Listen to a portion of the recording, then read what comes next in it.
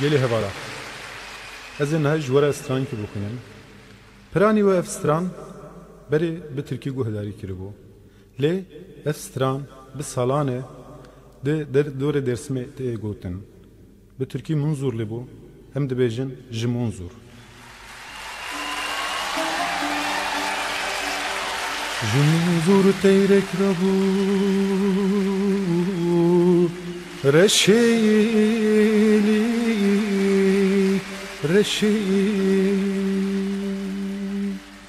min çû mêzekîr birîndarê baskê wî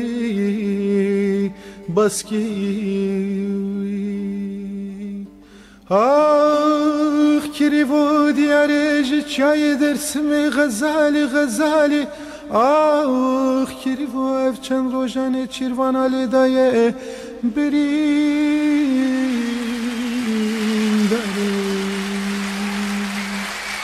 ji Munzûr ta sekav dibê bi dez bimrim him de girî him jî stran kê dibêjî em jê pêre bêjin da em tev de bimrên Munzûr dibe kirîvê min ji kêra ez bidim kirvo dîsa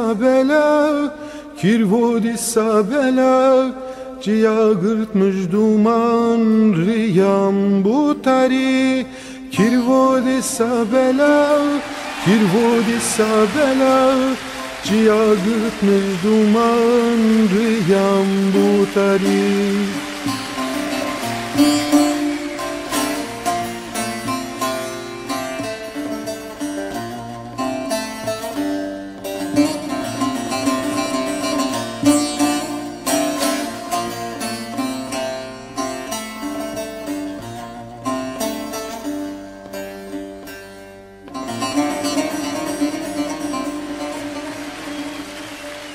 Ah çoktan yerdi dedi yadi ah dedi be cabeki bişinin de dayı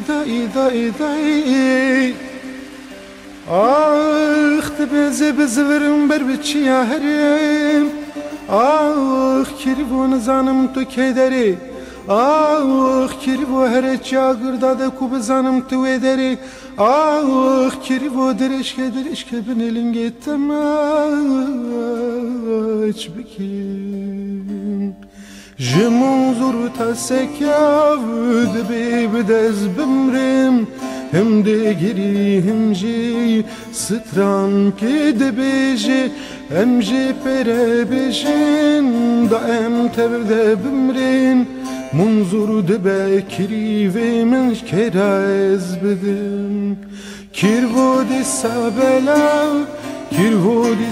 bela ciya girtmiş duman riyam bu tarî kirvo dîsa bela